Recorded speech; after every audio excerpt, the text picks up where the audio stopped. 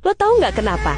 Banyak orang yang hidupnya udah miskin, susah, tapi malah lebih milih buat pasrah, kayak udah nggak punya semangat dan gairah hidup. Nah, sebenarnya itu karena dia dari kecil udah dicekokin sama omongan basi, yaitu harta mah nggak bisa dibawa mati, bro. Dan omongan itu dilempar terus-terusan kayak mantra dari dukun yang gak bisa lu tolak. Lagi susah nyari kerja, dibilangnya suruh sabar aja. Rezeki mah gak bakal kemana, mana lagi pengen naikin taraf hidup. Dibilangnya jangan terlalu mikirin dunia di saat lu pengen sukses.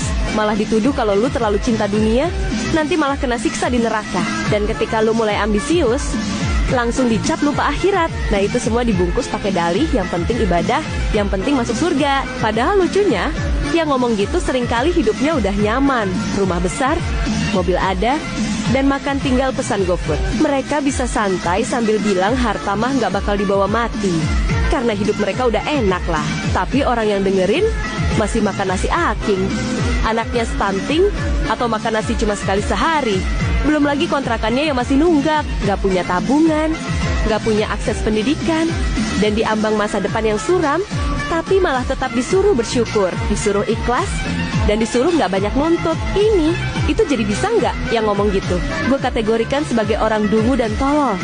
Karena ya, ngapain sih mereka ngomong gitu ke orang yang hidupnya masih miskin? Lu dengar?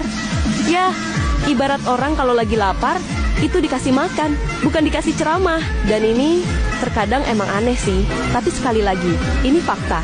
Nah, balik lagi ke pembahasan video ini. Pada dasarnya, kalimat itu yang katanya dari dulu buat ngingetin manusia, biar nggak rakus, tapi sekarang udah berubah wujud. Bukan lagi pesan moral, tapi jadi alat buat ngontrol. Sengaja dibuat untuk jadi racun halus yang dibungkus agama. Lo disuruh diam, disuruh patuh, dan disuruh puas sama keadaan yang lo punya sekarang. Karena katanya dunia itu cuma sementara. Lah, kalau cuma sementara, kenapa ada orang yang di atas bisa duduk manis sambil makan enak? Dan kenapa yang di bawah malah kayak tinggal di kandang ayam? Yang bener aja ini mah.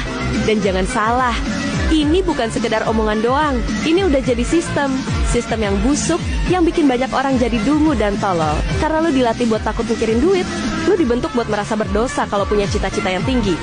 Dan juga lu akan dicap duniawi. Kalau kerja keras buat jadi orang kaya, semua dikemas rapi, dikasih label keikhlasan. Padahal intinya lu dimiskinkan secara mental. Dan di saat itu juga, lu dijadikan budak yang pasrah, yang gak berani mimpi, dan yang gak boleh marah sama nasib. Lu paham kan?